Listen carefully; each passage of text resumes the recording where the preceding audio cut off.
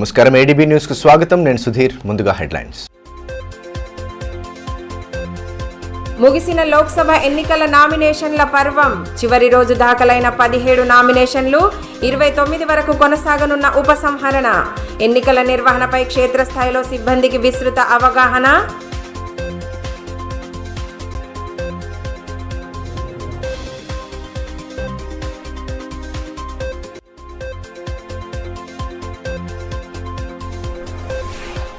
Malaria రహిత జిల్లాగా తీర్చిదిద్దేందుకు కృషి చేస్తున్నాం. డిఎంఎండ్హెచ్ఓ డాక్టర్ నరేందర్ రాథోడ్ వెల్లడి.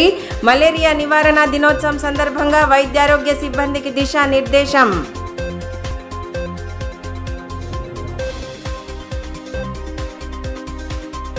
పార్లమెంటు ఎన్నికల్లో కీలక ఘట్టమైన నామినేషన్ల స్వీకరణ గురువారంతో ముగిసింది. ప్రధాన పార్టీల అభ్యర్థులతో పాటు స్వతంత్ర అభ్యర్థులు నామపత్రాలను దాఖలు చేసేందుకు తరలి రావడంతో కలెక్టరేట్ కార్యాలయం వద్ద సందడి కనిపించింది. చివరి రోజు మొత్తం 17 నామినేషన్లు దాఖలు కాగా అందులో 12 మంది మొదటి సెట్లను నామినేషన్లు సమర్పించారు. పార్లమెంట్ ఎన్నికల్లో అత్యంత కీలక ఘట్టమైన నామినేషన్ల పర్వం గురువారంతో ముగిసింది. చివరి రోజు కలెక్టర్ వద్ద అభ్యర్థుల సందడి కనిపించింది.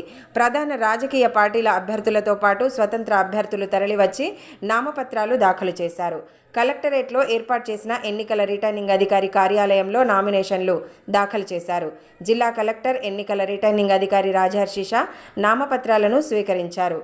చివరి రోజు 17 నామినేషన్ పత్రాలు దాఖలయ్యాయి. ఇందులో 12 మంది అభ్యర్థులు మొదటి నామినేషన్లను దాఖలు చేశారు. ఈ నెల 18వ తేదీ నుంచి నామినేషన్ల ప్రక్రియ ప్రారంభమై వారం రోజుల పాటు కొనసాగింది. ఆర్ఓ కార్యాలయానికి 100 మీటర్ల దూరంలో బారికేడ్లను ఏర్పాటు చేసి పోలీసులు బందోబస్తు నిర్వహించారు. కలెక్టరేట్ వైపు వెళ్లే రహదారిని మూసివేసి వాహనాలను దారి మళ్లించారు. ప్రతిరోజు ఉదయం 11 గంటల నుండి మధ్యాహ్నం 3 గంటల వరకు నామినేషన్ల స్వీకరణ ప్రక్రియను చేపట్టారు. అభ్యర్థితో పాటు మరో 4 మద్దతుదారులను మాత్రమే లోపలికి అనుమతించారు. ఎలాంటి అవాంఛనీయ ఘటనలకు తావు లేకుండా ఉన్నతాధికారులు ఎప్పటికప్పుడు పర్యవేక్షిస్తూ విధుల్లో ఉన్న సిబ్బందిని అప్రమత్తం చేశారు. ప్రధాన పార్టీలైన బీజేపీ, కాంగ్రెస్, బీఆర్ఎస్ అభ్యర్థులు 4 సెట్ల నామినేషన్లను సమర్పించారు. చివరి రోజు కాంగ్రెస్ పార్టీ అభ్యర్థి ఆత్రం సుగుణ తన చివరి సెట్ నామినేషన్ను దాఖలు చేశారు. అదేవిధంగా స్వతంత్ర అభ్యర్థులు కుమ్మరం మంతయ్య, రాథోడ్ సుభాష్, ఐపీబీపీ పార్టీ అభ్యర్థి గేడం సాగర్, గోండ్వానా దండకారణ్య పార్టీ అభ్యర్థి కొడప వామన్ రావు, విద్యార్థుల రాజకీయ పార్టీ అభ్యర్థి సునావత్ తిరుపతి, స్వతంత్ర అభ్యర్థులు బుక్య జయవంతరావు, పేందూర్ సుధాకర్, నైతం రవీందర్, ఆత్రం భీమరావులతో పాటు పలు పార్టీల అభ్యర్థులు తమ నామపత్రాలను సమర్పించారు.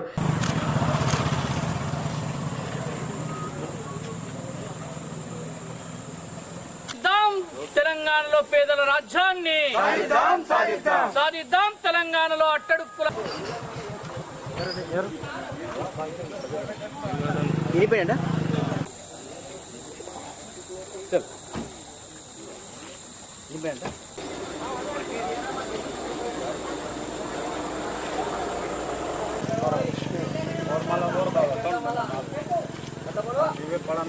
రాష్ట్రీయ మానవ పార్టీ అభ్యర్థి మడావి వెంకట్రావు తన నామపత్రాలను ఆర్ఓ, కలెక్టర్ రాజహర్షి షాకు సమర్పించారు.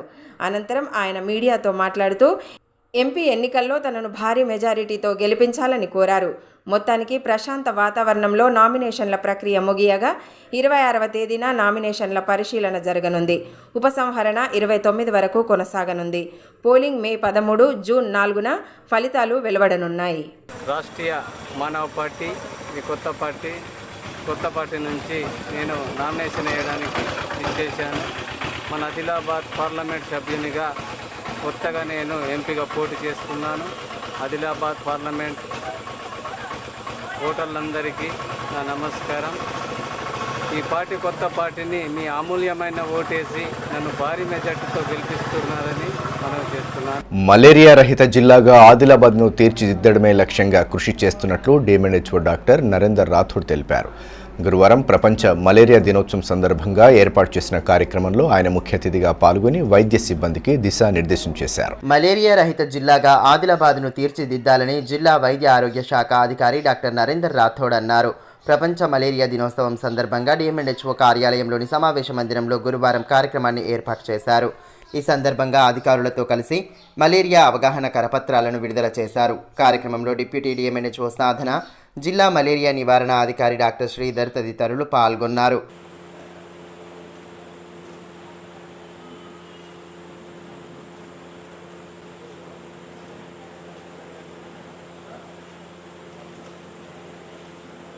మలేరియా నివారణే లక్ష్యంగా చేపడుతున్న కార్యక్రమాలు సత్ఫలితాలను ఇస్తున్నాయని డిఎంఎండ్హెచ్ఓ నరేందర్ రాథోడ్ తెలిపారు.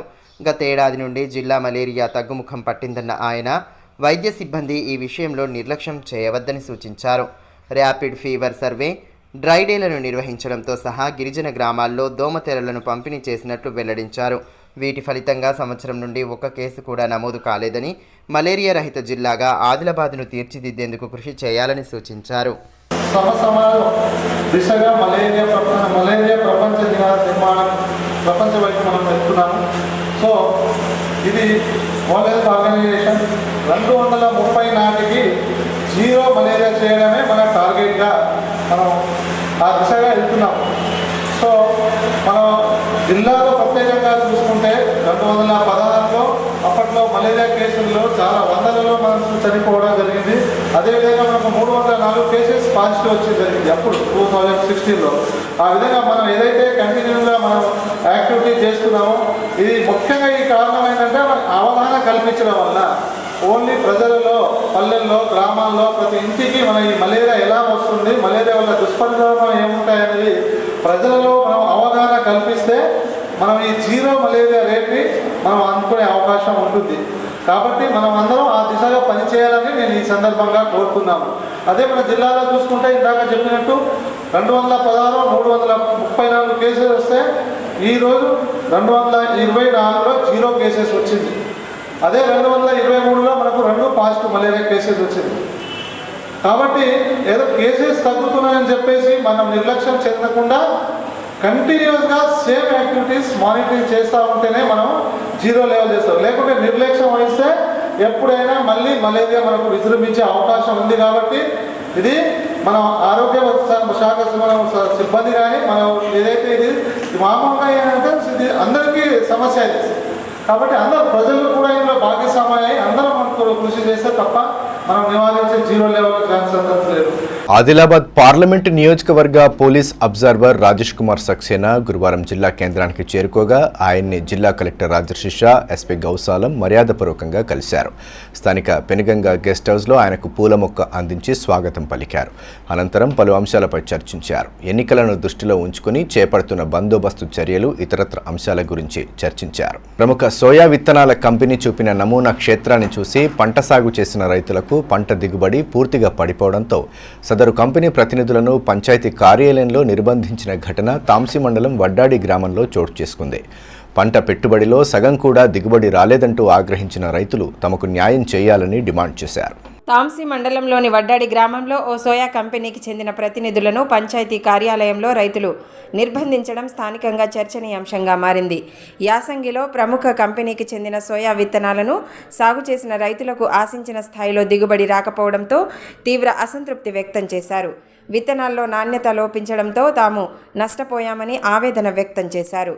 వడ్డాడి గ్రామానికి చెందిన దాదాపు 50 మంది రైతులు 200 ఎకరాల్లో సదరు కంపెనీకి చెందిన సోయా విత్తనాలను ఖరీదు చేసి పంట సాగు చేశారు.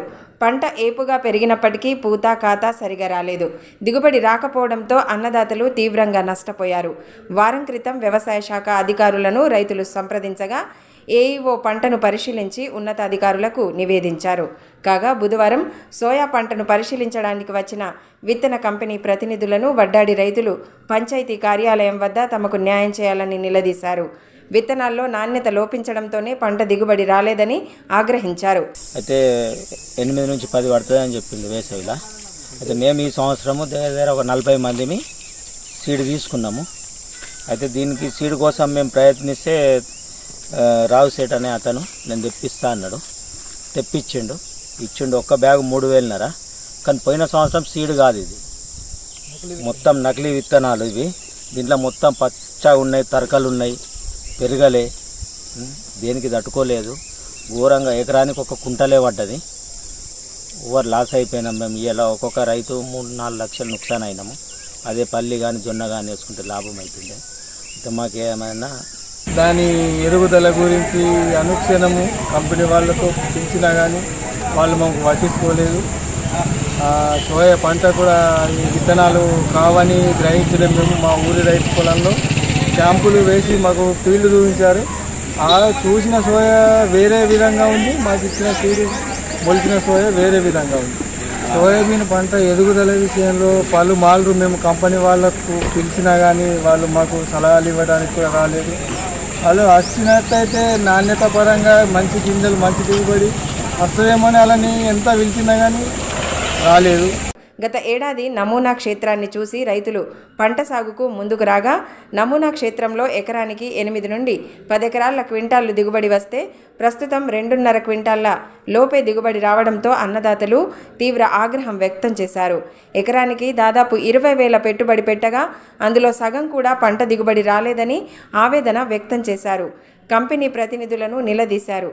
రైతుల ఫిర్యాదు మేరకు కంపెనీ ప్రతినిధులిద్దరినీ పోలీస్ స్టేషన్కు తీసుకురావడం జరిగిందని, ఏవో నివేదిక అనంతరం తదుపరి చర్యలు తీసుకుంటామని ఎస్ఐ శివరాం నాయక్ తెలిపారు.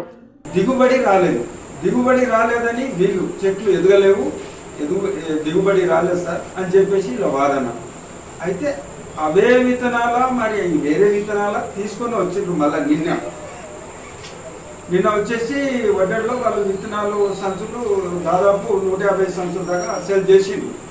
సేల్ చేసే వరకు వీళ్ళు నష్టపోయిన రైతులు ఏం చేసిండ్రు, మాకు మీరు ఇచ్చే విత్తనాలతో బెనిఫిట్ రావట్లేదు, మాకు దిగుబడి రాలేదు, మీరు డూప్లికేట్ విత్తనాలు ఇస్తున్నారని చెప్పేసి నిన్న పొద్దున ఉదయం 10 గంటలకు వాళ్ళకు పట్టుకున్నారు. పట్టుకున్న తర్వాత సాయంత్రం నాకు 4 గంటలకు ఫోన్ చేస్తున్నారు.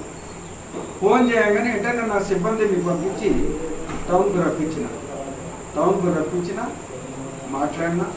అలా ఎవరైతే సేటు ఉన్నాడో ఆ సేటు కంపెనీ చెప్తాను, ఆ కంపెనీ రాజశేఖర్ రెడ్డి తలమడుగు అతను ప్రాపర్ అంట, ఆదిలాబాద్లో సెట్ అయిండు. తాను ఫోన్ చేస్తే అతను లిఫ్ట్ చేయలేదు. లిఫ్ట్ చేయకుంటే వీళ్ళు నిన్న ఇద్దరిని అదుపులో తీసుకున్న వాళ్ళకు వడ్డటి గ్రామస్తులు వాళ్ళకు చుట్టాలై ఉన్న వాళ్ళకు, సార్ నేను రేపు పొద్దున తీసుకొని వస్తాను సార్, రేపు ఏదైనా ఉంటే మాట్లాడదాం. అలా పిటిషన్ మేరకు నేను ఏవో పిటిషన్ రాస్తాను, ఆ పంట కడిగి పంపిస్తా. పంట దిగుబడి ఈ విత్తనాల ద్వారా మరి విత్తనాల డూప్లికేటా ఏంది అనేది నేను ఏవో లెటర్ రాసి, నేను ఏదైనా డూప్లికేట్ విత్తనాలు ఇచ్చిండ్రు సార్ వాస్తవమే అని చెప్పి వాళ్ళ మీద కేసు చర్య తీసుకున్నబడుతుంది. భీంపూర్ మండలంలోని పలు గ్రామాల్లో ఐటీడీఏ పీఓ ఖుష్బూ గుప్తా పర్యటించారు. కరంజిట్టి గ్రామంలో చెక్పోస్టును పరిశీలించి సిబ్బందికి పలు సూచనలు చేశారు. అనంతరం కరంజిట్టితో పాటు గోమత్రి గ్రామంలో ఓటర్ స్లిప్ల పంపిణీ ప్రక్రియను పరిశీలించారు. జిల్లా కేంద్రంలోని శ్రీ రామచంద్ర గోపాలకృష్ణ మఠంలో నిర్వహిస్తున్న అవంతి కూచిపూడి వేసవి శిక్షణ శిబిరాన్ని ఎమ్మెల్యే పాయల్ శంకర్ గురువారం ప్రారంభించారు.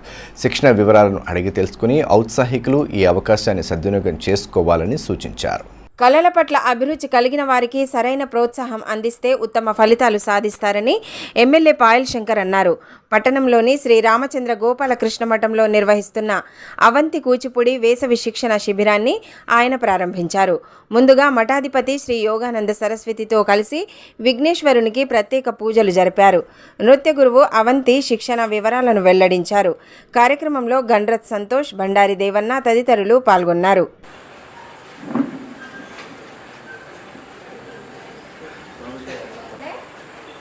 మంత్లీ అంటే 8 క్లాసెస్ వస్తుండే, దానికి కూడా ఎట్లా ఉంటుందంటే ఈ రోజు ఒక స్టెప్ చెప్తే రేపే ఒక స్టెప్, అదే రోజు 2 స్టెప్స్ అట్లా ఏమి ఉండదు. ఈ మేరకు ఎమ్మెల్యే పాయల్ శంకర్ మాట్లాడుతూ కళల పట్ల అభిరుచి కలిగి ఉన్నవారికి సరైన వేదికలు లభించక నిరుత్సాహానికి గురవుతున్నారని అన్నారు. కూచిపూడి నృత్యంలో శిక్షణ అందించేందుకు వేసవి శిబిరం ఏర్పాటు చేయడం ద్వారా ఔత్సాహికులకు మంచి వేదిక లభించినట్లయితుందని పేర్కొన్నారు. ఆసక్తి గలవారు ఈ అవకాశాన్ని సద్వినియోగం చేసుకోవాలని సూచించారు. కళల పట్ల ప్రతి ఒక్కరికి రకరకాల కళల మీద ఒక అభిరుచి, కానీ వారికి వేదికలు దొరకనటువంటి కారణంగా ఆ యొక్క కళ నేర్చుకోవాలన్న ఉన్నటువంటి తపనని మనసులోనే అంచుకొని వాళ్ళ జీవితంలో ఒక గొప్ప లోటుని వాళ్ళు ఎదుర్కొనేటటువంటి అవకాశం ఉంటుంది. కానీ ఈరోజు అవంతి కూచిపూడి వేసవి శిక్షణ శిబిరం ద్వారా ఈ కళల పట్ల ఆసక్తి ఉన్నటువంటి వాళ్ళకి, ప్రత్యేకంగా కూచిపూడి నృత్యం మీద ఆసక్తి ఉన్నటువంటి పిల్లలకు, వారి తల్లిదండ్రులకు ఈ యొక్క అవకాశం ఇవ్వడం నేను అవంతిగానే మనస్ఫూర్తిగా అభినందిస్తూ, రేపు భవిష్యత్తులో అవంతికకు ఉన్నటువంటి ఈ ఆలోచనని ఇక్కడ ప్రభుత్వ పరంగా ఏవైనా అవకాశాలుంటే బడ్జెట్ రూపమే కానీ లేదా బిల్డింగ్ అవకాశమే కానీ ఈ అవకాశం ఉన్న ప్రభుత్వ పరంగా ఆదిలాబాద్ శాసనసభ్యునిగా వ్యక్తిగతంగా నా తరపున అన్ని రకాలుగా పూర్తిగా సహాయం చేయడానికి సిద్ధంగా ఉన్నానని ఈ సందర్భంగా తెలియజేస్తూ పట్టణంలోని ప్రభుత్వ డిగ్రీ కళాశాల విద్యార్థులు రూపొందించిన ఆదిలాబాద్ జిల్లా కొలాములు జీవన స్థితిగతులు అనే ప్రాజెక్టు రాష్ట్ర స్థాయి జిజ్ఞాస పోటీల్లో ప్రథమ బహుమతి సాధించడం పట్ల కళాశాల అధ్యాపకులు హర్షం వ్యక్తం చేశారు. తెలుగు విభాగం అధ్యాపకులు కపిల్, సంతోష్ కుమార్ల మార్గదర్శకత్వంలో విద్యార్థులు పావని, సాయిప్రియ, నిఖిత, రుచిత, సుష్మిత ప్రాజెక్టును రూపొందించారు. ఈ నెల 2వ తేదీన నాంపల్లిలోని ఇందిరా ప్రియదర్శిని డిగ్రీ కళాశాలలో జరిగిన ప్రదర్శనలో న్యాయ నిర్ణేతల మన్ననలు పొంది వీరి ప్రాజెక్టు ప్రథమ స్థానంలో నిలిచింది. త్వరలో నిర్వహించే బహుమతి ప్రదానోత్సవ కార్యక్రమంలో 30,000 రూపాయల నగదు బహుమతి, ప్రశంసా పత్రాలను విద్యార్థులు, అధ్యాపకులు, ప్రిన్సిపల్ అందుకోనున్నారు. ప్రాథమిక స్థాయిలో రాష్ట్ర వ్యాప్తంగా 16 సబ్జెక్టుల్లో 1033 ప్రాజెక్టులు పోటీల్లో నిలిస్తే అందులో 290 ప్రాజెక్టులను రాష్ట్ర స్థాయి ప్రదర్శనకు ఎంపిక చేశారు. ఉత్తమ ప్రదర్శనతో ఆదిలాబాద్ కళాశాల తెలుగు విభాగం రూపొందించిన ప్రాజెక్టు రాష్ట్ర స్థాయిలో ప్రథమ స్థానంలో నిలిచింది. ఈ సందర్భంగా బహుమతి సాధించిన అధ్యాపకులు, విద్యార్థులను కళాశాల ప్రిన్సిపల్ డాక్టర్ శ్రీనివాస్, జిజ్ఞాస జిల్లా సమన్వయకర్త రమేష్, పీడి అనిత, డాక్టర్ నరసింగరావు తదితరులు అభినందించారు. ఉమ్మడి జిల్లా నుండి రాష్ట్ర స్థాయి బహుమతి సాధించిన ఏకైక ప్రాజెక్టు కావడం గర్వకారణమని వారు పేర్కొన్నారు. 10 ఏళ్ల బీజేపీ పాలనలో జిల్లాలో ఎటువంటి అభివృద్ధి జరగలేదని, కేంద్రం నుండి రావాల్సిన నిధులు సైతం సక్రమంగా ఇవ్వలేదని కాంగ్రెస్ పార్టీ ఎంపీ అభ్యర్థి ఆత్రం సుగుణ అన్నారు. ఎన్నికల ప్రచారంలో భాగంగా గురువారం పట్టణంలోని పలు వార్డుల్లో ఆమె పర్యటించారు. ఆయా కాలనీలలో రోడ్ షోలు నిర్వహిస్తూ ప్రజలకు అభివాదం చేశారు. మేనిఫెస్టో కరపత్రాలను ప్రజలకు అందిస్తూ హస్తం గుర్తుకే ఓటు వేయాలని అభ్యర్థించారు. DCCB chairman Addi Bhojareddy, municipal vice chairman Jahir Ramzani, నాయకులు షకీల్, నగేష్ తదితరులు పాల్గొన్నారు. ఈ సందర్భంగా ఎంపీ అభ్యర్థి ఆత్రం సుగుణ మాట్లాడుతూ కేంద్రంలోని బీజేపీ పాలనలో ఆదిలాబాద్లో ఎటువంటి అభివృద్ధి జరగలేదని అన్నారు. ఎన్నికల్లో హస్తం గుర్తుకు ఓటు వేసి తనను భారీ మెజారిటీతో గెలిపించాలని విజ్ఞప్తి చేశారు. కేంద్రంలోనూ కాంగ్రెస్ పార్టీ అధికారంలోకి వస్తుందని ధీమా వ్యక్తం చేశారు. ఉన్నటువంటి ఈ వార్డులో అన్ని వాళ్ళు కూడా మేము తిరగడం జరుగుతుంది. ఈ వార్డులలో ప్రజలందరూ కూడా ఆశీర్వదించి హక్కును చేర్చుకొని రేపు రాబోయే రోజుల్లో తప్పకుండా కాంగ్రెస్ పార్టీని గెలిపించుకుంటాం. ఎందుకంటే 10 సంవత్సరాలు బీఆర్ఎస్ బీజేపీలు పరిపాలన చేశాయి కాబట్టి వాటి వల్ల మాకు ఒరిగిందేమీ లేదు. ఈవెన్ బీజేపీ ప్రభుత్వం మాకు అక్షంతలు తప్ప మాకు అభివృద్ధి ఏమి చేయలేదు ఈ ప్రాంతానికి. కాబట్టి మేము ఏమీ కూడా ఆలోచించకుండా తప్పకుండా కాంగ్రెస్ పార్టీని మేము గెలిపించుకుంటాం. అటు తలమడుగు మండలంలోని ఉమ్డం, కడవల్లి, నడింపల్లి గ్రామాల్లో కాంగ్రెస్ పార్టీ ఆధ్వర్యంలో ఇంటింటి ప్రచారాన్ని చేపట్టారు. జెడ్పీటీసీ గోక గణేష్ రెడ్డి, మండల కన్వీనర్ కళ్యాణం రాజేశ్వర్, ప్రకాష్ రావు, పోచన్న, పోషెట్టి, రఫీక్, వెంకన్న, విలాస్ యాదవ్, మాజీ జెడ్పీటీసీ బాబన్న తదితరులు పాల్గొన్నారు. ఈ సందర్భంగా గ్రామాల్లో ఇంటింటి ప్రచారం నిర్వహిస్తూ హస్తం గుర్తుకు ఓటు వేయాలని విజ్ఞప్తి చేశారు.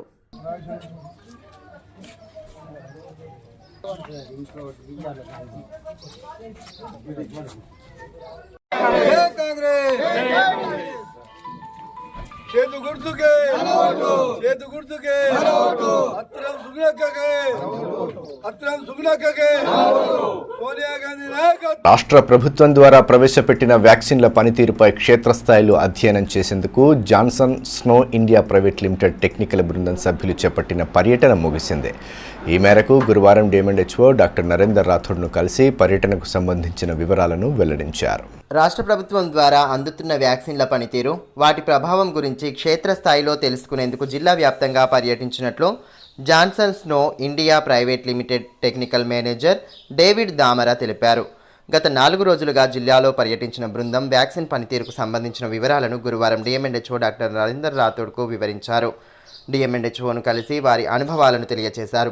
కార్యక్రమంలో డిప్యూటీ డిఎంఎండ్హెచ్ఓ డాక్టర్ సాధన, జిల్లా ఇమ్యునైజేషన్ అధికారి వైసి శ్రీనివాస్, జిల్లా మలేరియా నివారణ అధికారి శ్రీధర్ తదితరులు పాల్గొన్నారు. ఈ మేరకు Johnson snow India private limited technical manager David Damara మాట్లాడుతూ తెలంగాణ రాష్ట్రం ఏర్పడిన నాటి నుండి 7 వ్యాక్సిన్లను ప్రవేశపెట్టడం జరిగిందని, వాటి ప్రభావం ప్రజలపై ఎలా ఉందో తెలుసుకోవడానికి పర్యటించినట్లు పేర్కొన్నారు. డయేరియా, నిమోనియా నివారణకు సైతం వ్యాక్సినేషన్ జరుగుతోందని వెల్లడించారు. క్షేత్రస్థాయిలో పర్యటించిన సమయంలో వ్యాక్సిన్ల వల్ల ఎలాంటి దుష్ప్రభావం లేదన్న విషయం స్పష్టమైందని, సమగ్ర నివేదికను ప్రభుత్వానికి అందిస్తామని వివరించారు. ఇటీవల 2 కొత్త వ్యాక్సిన్స్ ప్రవేశపెట్టాము. ఒకటి గవర్నమెంట్ ప్రవేశపెట్టింది. అది ఒకటి ఏంటంటే రోటా వైరస్ అని, డయేరియాని అంటే విరోచనాల్ని నివారించే వ్యాక్సిన్, దాని తర్వాత నిమోనియా నివారించే వ్యాక్సిన్ PCV అనేది. సో అంటే మన రాష్ట్రం ఏర్పాటైన తర్వాత, తెలంగాణ రాష్ట్రం వచ్చిన తర్వాత మన స్టేట్లో 7 కొత్త వ్యాక్సిన్స్ ప్రవేశపెట్టారన్నమాట. వాటి యొక్క ఇంపాక్ట్ ఏంటి, వాటి మన ఎక్స్పీరియన్సెస్ ఏంటి, మన స్టేట్లో ఎక్స్పీరియన్సెస్ ఏంటి అనేది దాన్ని డాక్యుమెంట్ చేయడానికి జాన్సన్ ఇండియా ప్రైవేట్ లిమిటెడ్ నుండి ఒక టీం వచ్చిందండి. అంటే మన కమిషనర్ గారు, జాయింట్ డైరెక్టర్ ఇమ్యునైజేషన్ అక్కడ స్టేట్ గవర్నమెంట్ ఎవరైతే ఉంటారో వాళ్ళ డైరెక్షన్లో మేము ఈ డాక్యుమెంటేషన్ ఎక్సర్సైజ్ అనేది చేయడం జరుగుతుంది. సో ఆదిలాబాద్ డిస్ట్రిక్ట్లో మేము గత 4 రోజుల నుంచి చూస్తున్నాం అన్నమాట. ఇక్కడ ఇమ్యునైజేషన్ ప్రాక్టీసెస్ ఏవైతే ఉన్నాయో, అంటే టీకా ఇచ్చే విధానం కానీ, కమ్యూనిటీని అంటే వాళ్ళందరినీ తల్లులని పిల్లల్ని మొబిలైజ్ చేయడం కానీ, వీటిలో చాలా మటుకు ఆదిలాబాద్ చాలా పర్ఫెక్ట్. ఇప్పుడే కాదు, ప్రతి గత కొద్ది సంవత్సరాల నుండి మన స్టేట్లో ఉన్న 33 జిల్లాలను ఏవైతే మనం ర్యాంక్ చేస్తామో ఎప్పుడు కూడా ఆదిలాబాద్ పై స్థాయిలోనే ఉంటుంది. ఎప్పుడు కూడా వాళ్ళు కింద ఉంటారు. అంటే వాళ్ళ సార్ ఆధ్వర్యంలో మన DMHO గారు డాక్టర్ నరేందర్ కానీ, లేకుంటే మన డిస్ట్రిక్ట్ ఇమ్యునైజేషన్ ఆఫీసర్ శ్రీనివాస్ గారు కానీ, వాళ్ళు ఆ ప్రోగ్రామ్ అనేది కరెక్ట్గా ఇంప్లిమెంట్ చేయడం జరుగుతుంది. తాంసీ మండల కేంద్రంలోని తహసీల్దార్ కార్యాలయంలో BLOలకు పలు అంశాలపై అవగాహన కల్పించారు. లోక్సభ ఎన్నికల నిర్వహణలో భాగంగా వివిధ అంశాలపై అవగాహన కల్పించిన అనంతరం ఓటర్ స్లిప్ల పంపిణీ ప్రక్రియను ప్రారంభించారు.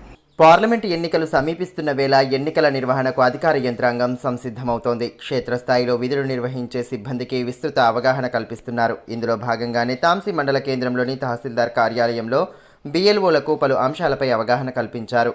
ఎంపీడీఓ మోహన్ రెడ్డి, సెక్టోరియల్ అధికారులు మజర్, అభిలాష్, సూపర్వైజర్లు మహేందర్, నరేష్, జూనియర్ అసిస్టెంట్ దారవేణి రాఘవేంద్ర తదితరులు పాల్గొన్నారు. అనంతరం మండల కేంద్రంలో ఓటర్ స్లిప్ల పంపిణీని ప్రారంభించారు.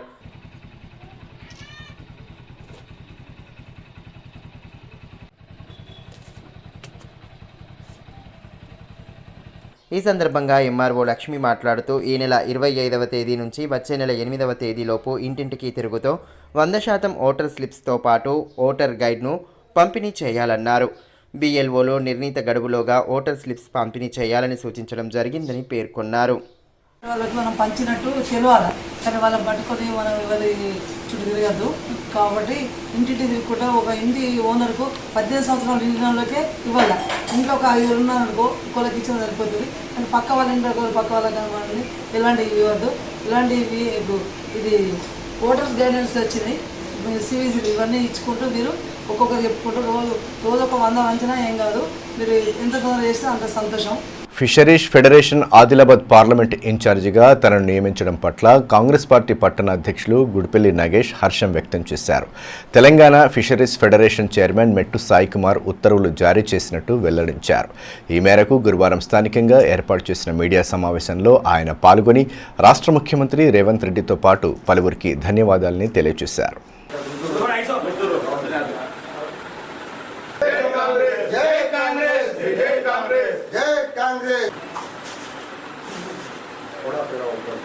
Telangana fisheries Congress federation chairperson గారు గంగపతుల బిడ్డ మెట్టు సాయి కుమార్ గారు పార్లమెంట్ ఇన్ఛార్జిగా నన్ను నియమించినందుకు ప్రత్యేక ధన్యవాదాలు. ఆదిలాబాద్ గంగపుత్రుల బిడ్డల సహకారంతో, గంగపుత్రుల కులాస్తులతో సహకారంతో నాకిచ్చిన పార్లమెంట్ ఇన్ఛార్జిగా నిర్మల్, భైంసా, బోధ్, కాగజ్ నగర్, కడెం ఖానాపూర్ అన్ని కాన్స్టిట్యున్సీలో మా గంగపుత్ర బిడ్డలని మా సునీల్ గారి మరియు మా అరుణ్ గారి మరియు మా భూమన్న, మా అశోక్ గారి సహకారంతో, నా వెంబడి ఉన్న కాంగ్రెస్ నాయకుల సహకారంతో. వార్తలు ముగించే ముందు హెడ్లైన్స్ మరోసారి. ముగిసిన లోక్సభ ఎన్నికల నామినేషన్ల పర్వం. చివరి రోజు దాఖలైన 17 నామినేషన్లు, 29 వరకు కొనసాగనున్న ఉపసంహరణ. ఎన్నికల నిర్వహణపై క్షేత్రస్థాయిలో సిబ్బందికి విస్తృత అవగాహన.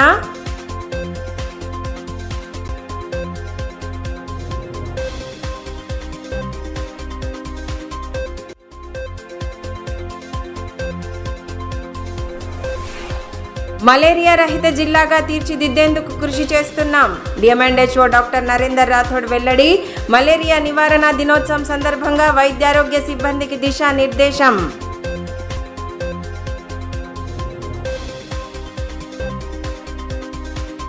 ఈ వార్తలు ఇంతటితో సమాప్తం. తిరిగి ప్రసారమయ్యే మరో బులెటిన్లో మళ్ళీ కలుసుకుందాం. అంతవరకు సెలవు.